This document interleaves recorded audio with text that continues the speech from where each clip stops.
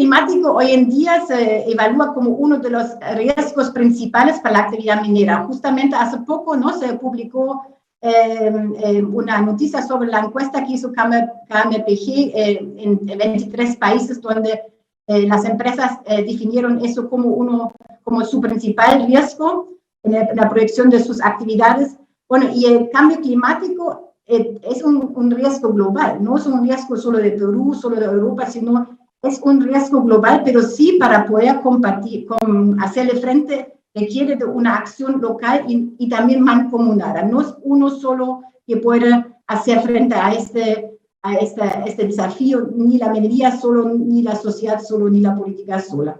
Y hoy en día que ya está tan avanzado la problemática, no solamente se trata de prevenir un mayor aumento, sino también tenemos que empezar a aprender y trabajar, convivir con los efectos que conlleva el cambio climático. Y también eso, especialmente en las empresas también, ¿no? La principal causa, como ustedes todos saben, es la emisión del CO2, ¿no?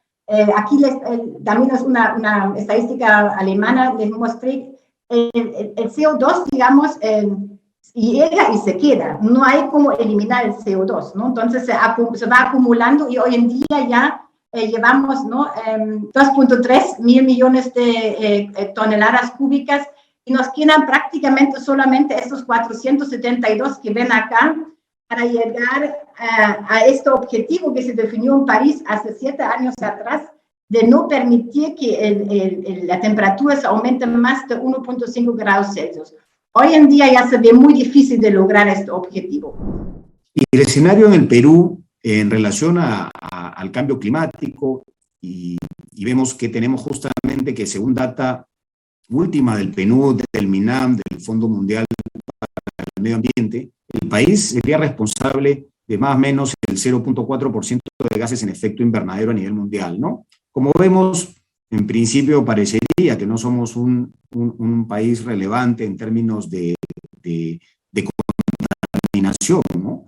Pero sí somos un país importante en términos de vulnerabilidad y también en el riesgo climático, ¿no? Acá, según el German Watch, el país ocupa la posición 45 de 180 países justamente en este índice de riesgo climático. Y si vamos viendo ya un poco la vinculación de las empresas mineras, existe una herramienta para registrar la huella de carbono que dejan las actividades económicas en el país, que lleva adelante el MINAM. 2019-2021, existen 16 empresas del sector minero que ya están presentando información, declaración, justamente para buscar que tener, para la redundancia, información adecuada y poder tomar acciones y propuestas al respecto. Y también parte de este escenario en el país son los compromisos que el Perú va asumiendo, ¿no?, entre los cuales tenemos esta pretensión de reducir entre 30 y 40% el nivel de emisiones al 2030. Con respecto a la minería, este es interesante. Este es un trabajo relativamente reciente de McKinsey, en la que muestra que ustedes pueden ver las bolitas más pequeñas son las menos importantes, las más grandes y de mayor color negro son las más importantes. Y muestra, en general, muchos de estos materiales, muchos de ellos productos mineros, que son sumamente importantes para toda la gama de estas actividades que van a ayudarnos a descarbonizar.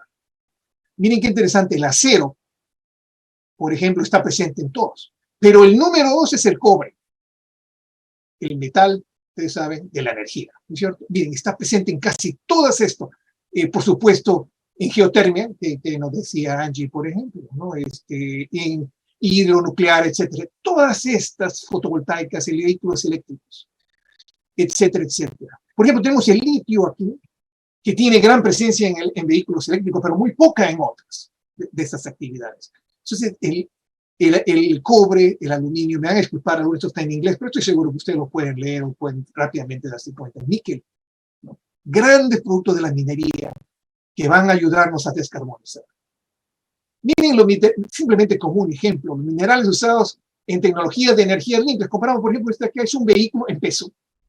Solamente básicamente he mostrado dos o tres minerales, pero los vehículos eléctricos, este es un vehículo eléctrico, discúlpeme, no está las letras que lo dicen, utiliza mucho más.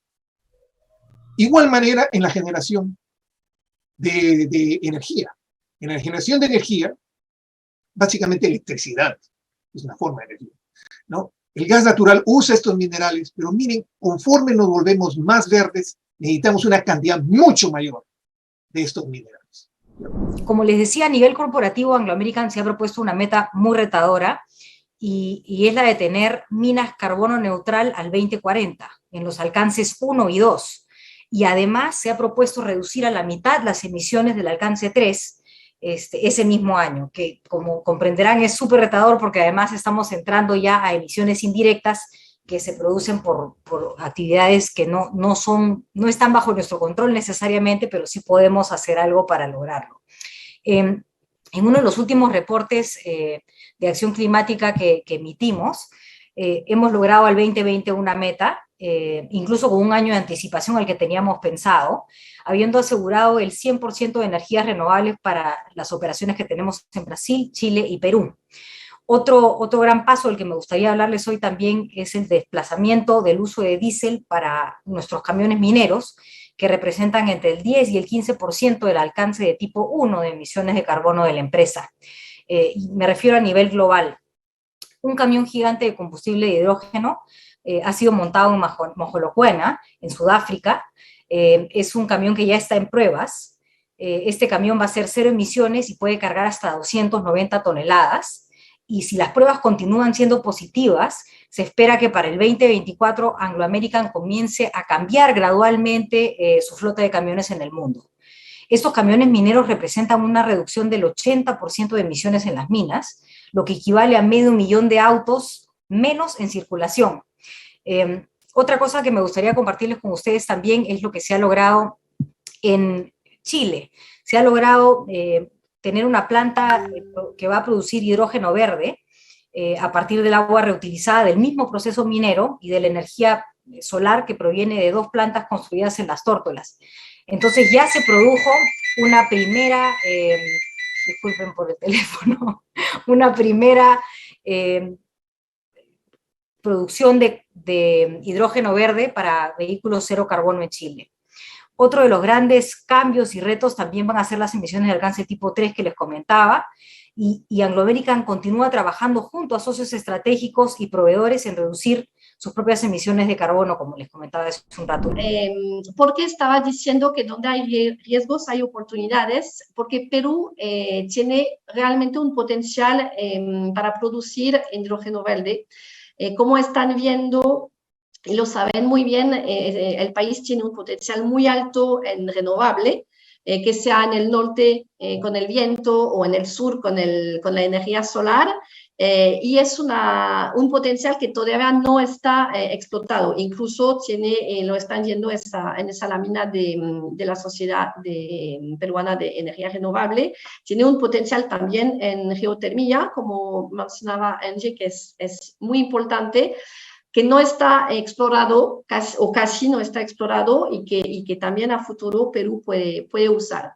Y esta capacidad en energía renovable que tenemos nos podría ayudar en tener lo que se llama el EcoH, que es el costo nivelado de hidrógeno, muy competitivo a nivel mundial. Ahí están viendo una proyección que nos ha hecho hace un año en G-Impact, una proyección del EcoH de Perú. Se calcula a partir del precio de la energía, de la electricidad, del precio de la tecnología también y de la capacidad de renovable. Y lo que estamos viendo es que en Perú primero tenemos 3 potenciales centros de consumo que se evalúa a partir de la presencia del tipo de industria que podría consumir hidrógeno verde, y se calcula a partir del precio de energía y de la capacidad renovable de cada zona. Y esos 3 puntos que podríamos llamar hub de producción de hidrógeno, que está en el norte, no sé si se ve bien, pero son los puntitos azules, en el norte, en la zona de Ica y en la zona sur, ahí tenemos un potencial muy grande para producir hidrógeno verde a bajo costo, no en 2030, pero avanzando en los años, a 2050 sí estamos muy competitivos, y eso era realmente un primer diagnóstico que ha hecho Engie Impact sin tener toda la data que se requiere para ese tipo de análisis, así que nos da buena expectativa para el futuro. Yo diría, y también hay que cuidar el oro rojo que tenemos hoy día en el país, ¿no? Que es el cobre, ¿no? El gran soporte de todo este escenario mundial donde se requiere una transición energética sostenible, ¿no? Donde países productores de cobre como el Perú sin duda han tomado otro cariz a nivel mundial, una importancia ya estratégica, ya geopolítica, desde el punto de vista de lo que es este metal, y cosa que no era hace 10 o 15 o 20 o 30 años atrás, ¿no? Entonces hay que tomar también conciencia de ello, y sin duda también ver cómo podemos usar que este recurso con el que contamos sea no solamente el gran suministrador del mundo para efectos de esta transición energética, de esta electromovilidad que se está buscando, sino también sea el surtidor de bienestar y de una mejora en la calidad de vida de la población en el Perú, que tanto se necesita, ¿no? Y para ello también creo que la energía, el tema del sector energético que se ha comentado en esta sesión con el hidrógeno, podría ser también otra oportunidad de crecimiento económico del país, podría generar trabajo, podría generar recursos, podría generar mayor energía, con lo que ello también trae en beneficio del país más allá del sector minero, que sin duda es tan relevante por los recursos que genera, y obviamente con una minería responsable, con una minería que pueda contribuir, pero como bien decían todos ustedes, ¿no? Sin descuidar, ¿no? Y sin tomar conciencia de cómo mitigar los impactos que a su vez también se puedan generar, ¿no? Y si bien no es una de las grandes industrias generadoras, ¿no? Como se ha repetido acá, de contaminación en el país, sí, pues también tiene una, creo, responsabilidad, ¿no? Frente a sus entornos y frente a los territorios en los cuales se desenvuelve, para poder hacerlo de una manera que busque la sostenibilidad de las personas, de la población, de las regiones, pero también la sustentabilidad con el medio ambiente y con el entorno y los ecosistemas que tenemos en el país.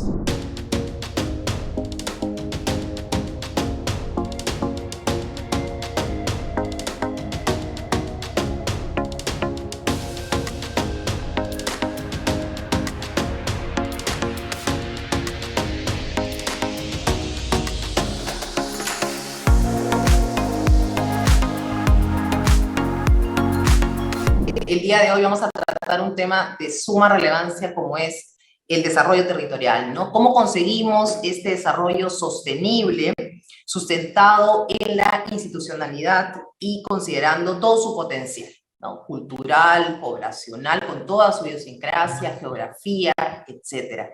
Y aquí los actores territoriales van a ser claves justamente para ver cómo conseguimos mejorar la calidad de vida y cómo potenciamos los territorios. Alexandra nos ha señalado un tema de suma relevancia, que es cómo conseguir consensos y políticas que generen una variedad de estrategias que nos incluyan el desarrollo de una manera íntegra y simultánea en todos los aspectos, ¿no? Económico, social y ambiental. Y aquí en el Perú tenemos una tarea sumamente importante, porque tenemos justamente que fortalecer la institucionalidad, lograr una planificación articulada y una gestión de recursos realmente eficiente. Entre los ejes que trabajamos y en los que hemos dado más impulso son los de salud, educación, medio ambiente y desarrollo productivo. Bueno, ahí hay una serie de programas o una serie de proyectos, pero creo que aquí, más allá de mencionar o de señalar qué se ha hecho, cuáles son los planes a futuro, qué más es lo que queremos hacer, quiero centrarme en esto, y es que, digamos,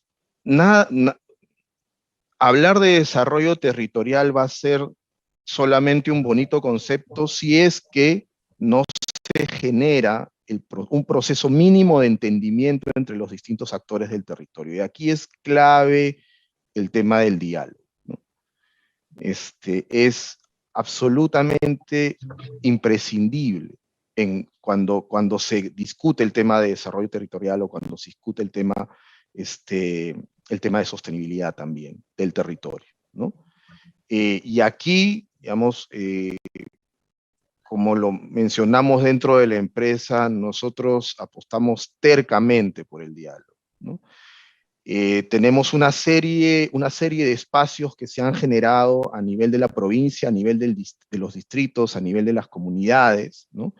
Y también con grupos que abarcan más allá incluso que ellos. Tenemos los actores públicos, tenemos los actores privados, tenemos los actores sociales y tenemos lo que yo llamaría un cuarto actor, que son la academia, los expertos, los gestores que por contrato o por servicio pueden actuar a nombre de los actores propiamente del territorio.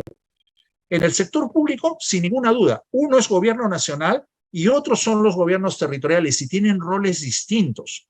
El gobierno nacional debería ser un activador con sus mayores recursos de las mejores capacidades que se puedan construir en los actores territoriales, y más bien los gobiernos subnacionales son organizadores de la demanda, representan, deberían liderar los procesos en el territorio, y el gobierno nacional no debe reemplazar esos roles.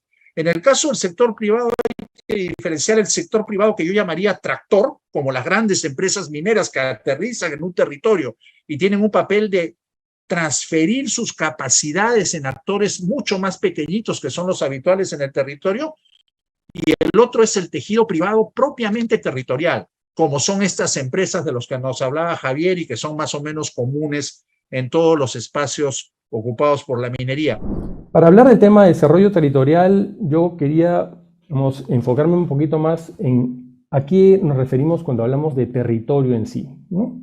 Más antes de hablar del tema del desarrollo territorial, el territorio como tal. Y el territorio como tal, pues obviamente tiene todos los elementos de todos los recursos que hay en el territorio, pero es importante mencionar que dentro del territorio, todos estos recursos que existen en el territorio son utilizados por nosotros, y nosotros somos el elemento, el componente principal o el actor principal dentro del territorio, ¿no? Entonces ese es un punto que quería compartir y ver un poco cómo piensan ustedes. Porque normalmente cuando escuchamos hablar del territorio, pues nos imaginamos y pensamos pues en los territorios de la costa, de la sierra, de la selva, pensamos en las montañas, en tierras agrícolas, en bosques, en lagos, ¿no? En los recursos en el mar. Recursos que tenemos en nuestro Perú una inmensa riqueza y que, digamos, nosotros como actores en el territorio somos quienes, de acuerdo a los recursos que existen y mirando las necesidades que tenemos,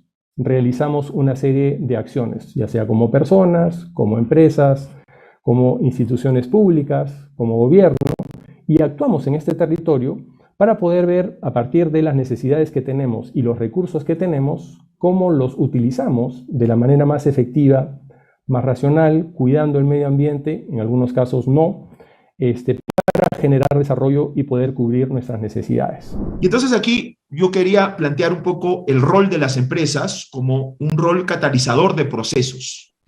Y un rol catalizador de procesos para entender lo que nos decía Alexandra, y creo que también nos describía Raúl, a dónde quisiéramos llegar, ¿no? Creo que la mirada a Canadá claramente es el punto de llegada, ¿no? Lo enfatizaba también Manuel, o sea, pasar de la provincia que la tenía más difícil a la segunda provincia más próspera, evidentemente es un camino ya recorrido y ojalá pudiésemos en el corto plazo aspirar a que estamos encaminados en el camino, en la ruta correcta, ¿no? Entonces, aquí propongo tres verbos, el de contener, transformar y sostener. Creo que la conflictividad está marcada porque tanto la comunidad, la sociedad local y la empresa están con intereses que todavía se oponen. Creo que la mayoría de las empresas buscamos identificar rápidamente los reclamos, atenderlos, gestionarlos y evitar que la cosa escale, ¿no? Es más o menos manejar la fiebre, manejar la coyuntura. Pero a veces, muchos de los procesos de diálogo, que incluso son facilitados por el Estado, por el gobierno, más o menos así nos conocimos con Raúl, tienen esa dificultad de, bueno, ¿hasta cuándo va este proceso de diálogo y de reconstrucción de institucionalidad? ¿No? Las mesas de diálogo, que yo coincido con Raúl, han sido una de las respuestas más claras y más persistentes en la gestión de la conflictividad. Han tenido, pues, plazos bien de atención de emergencia, ¿no? Bien atención del momento. Pero creo que cuando queríamos aspirar a seguir fortaleciendo la institucionalidad, esa posibilidad multiactor de seguir mirando el territorio con ojos de prosperidad, la institucionalidad nos dejó de acompañar, ¿no? Y los actores, es más, también dejaron de acompañarnos. Pero sí nos dejaron los compromisos, ¿no? Los compromisos que no tienen institucionalidad para ser cumplidos, públicos privados. Quizás los privados por lo menos tienen un mecanismo de fiscalización, los públicos no. Los compromisos que asumen las empresas son fiscalizables, los compromisos que son comprometidos por el público todavía no.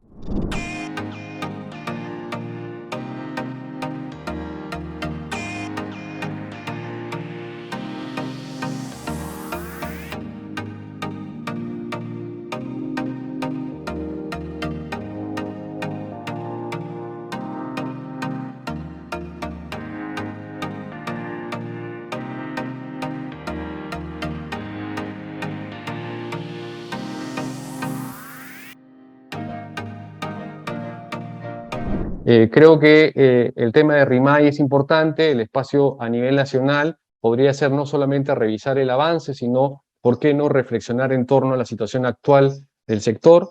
El tema de promover espacios de RIMAI regionales como el de Moquegua o el Cajamarca, ¿por qué no pensar, por ejemplo, en el corredor que le llaman Minero del Sur, pero que yo creo que debería tener otro nombre, debería tener un corredor de desarrollo territorial del sur, por ejemplo? ¿Por qué no seguir promoviendo los grupos técnicos en torno al agua y a los proveedores mineros? ¿Por qué no seguir, hacer un esfuerzo enorme para apoyar el EITI, ¿no? Y concretar estas iniciativas en Cusco y Cajamarca? También el tema de valor compartido, porque está, en mi opinión, la gobernanza, la mejora gobernanza del sector pasa por colaborar más entre todos los actores a pesar de las circunstancias, y creo que eso es importante, y una herramienta es las estrategias de valor compartido. Y por último es proponer, ¿por qué no también un registro de todos los compromisos sociales que existen en las empresas mineras, pero que son compromisos de las empresas y del Estado, ¿no? Porque el Estado también ha asumido varios compromisos como gobierno, y lamentablemente pasan los ministros, pasan los gobiernos y se olvidan de esos compromisos. Entonces, ¿por qué no tener un registro que diga, estos son los compromisos, y cada 6 meses o cada año se van a revisar para ver cómo están y de una forma cómo se están implementando y cumpliendo? Y una sugerencia sería que ¿por qué no incluirlos también en el EITI? Otra de las herramientas que utilizamos dentro de la gobernanza de la gestión social son los planes directores de gestión social.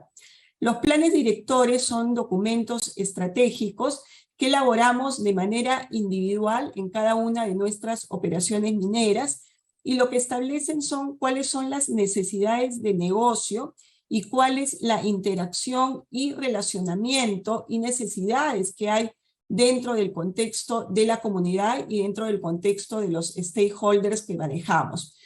Todo ello dentro de un horizonte de tiempo de corto, mediano y largo plazo, y por lo tanto se definen planes de acción en esta temporalidad, de manera de tener una búsqueda conjunta de actividades que nos permitan, en conjunto con las comunidades, desarrollar nuestras operaciones, ampliación de operaciones, la ejecución de proyectos, pero dentro nuevamente de un contexto de armonía social con las comunidades.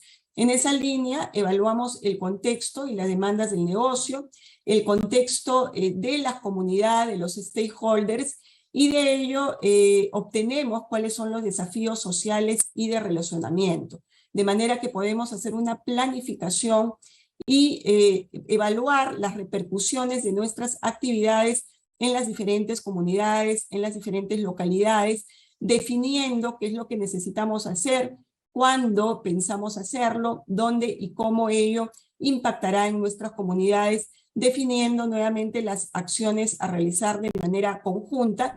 La gobernanza tiene que buscar, en primer lugar, definir el territorio, en segundo lugar, definir lo que tiene que ver con las competencias que tienen los diversos estamentos del gobierno, tanto nacional, regional y municipal. Y por otro lado, la consolidación de esa gobernanza nos va a permitir, sin lugar a dudas, a consolidar lo que es un sistema donde puedan desarrollarse las diversas actividades productivas, económicas, sociales y culturales.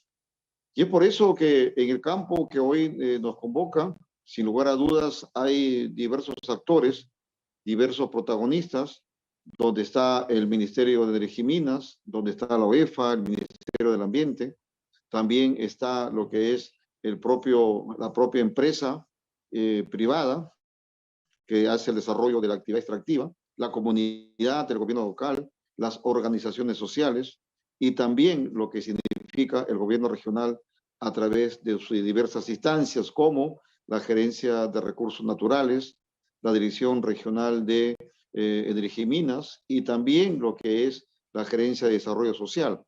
¿Por qué digo esto? Digo esto porque es importante que se definan los alcances, las atribuciones y las competencias, con el objetivo único de lograr lo que significa, como dije hace un instante, un estado, una situación, un escenario donde haya un compromiso y, por supuesto, donde hayan acuerdos y contratos claros.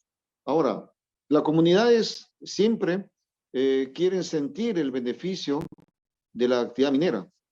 ¿Cómo hacerlo? Ese es un desafío. Y por otro lado, también en ese devenir se busca o se debe buscar disminuir la conflictividad social.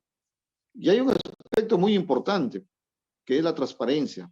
La transparencia en lo que significa la gestión de recursos humanos, llámese canon, por ejemplo, llámese regalías, y es ahí que la transparencia nos va a generar confianza. Y esa confianza, creo yo, que en el concepto de gobernanza debemos de rescatar y debemos de consolidar.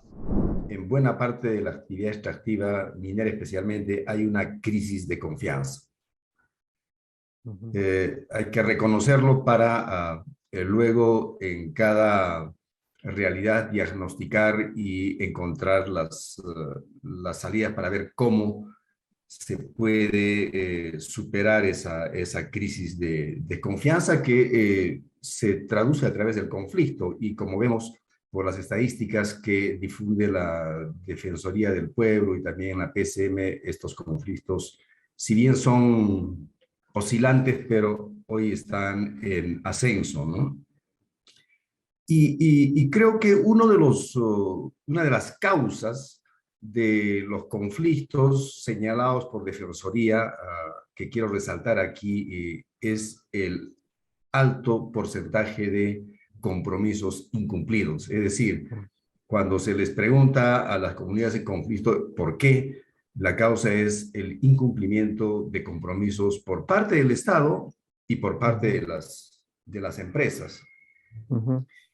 Entonces, lo que yo veo de la realidad, digamos, hablando del sector minero, es que esta desconfianza, pues, en cierta forma tiene un asidero. ¿Y cuál es ese asidero? Que vemos actualmente que los territorios donde se realiza actividad minera son territorios andinos principalmente y con grandes carencias socioeconómicas. La relación empresa-gobierno y luego la relación empresa-comunidad. En la relación empresa-gobierno nosotros queremos muchísimo la transparencia. Creemos que un sector extractivo y en especial un sector minero transparente y responsable puede contribuir realmente al desarrollo sostenible. La transparencia la vemos como parte de la solución. No vemos que sea posible hablar de sostenibilidad o de crecimiento sostenible sin transparencia y sin integridad. Por eso es que en Goldfields trabajamos muy firmemente en temas de integridad. Tenemos un sistema de integridad ampliamente trabajado, no solamente al interior de la compañía, sino también con nuestros stakeholders. Lo promovemos ampliamente, contratistas, comunidad, incluso las autoridades con las que nos relacionamos conocen nuestro sistema de integridad. Y creemos que implementar estas políticas que previenen el soborno, la corrupción, y demostrar ese cumplimiento, así como el cumplimiento permanente de la ley, nos ayudan a ganar confianza y mantener justamente esa licencia social para operar. Justamente esa a la que hacía mención Mesías.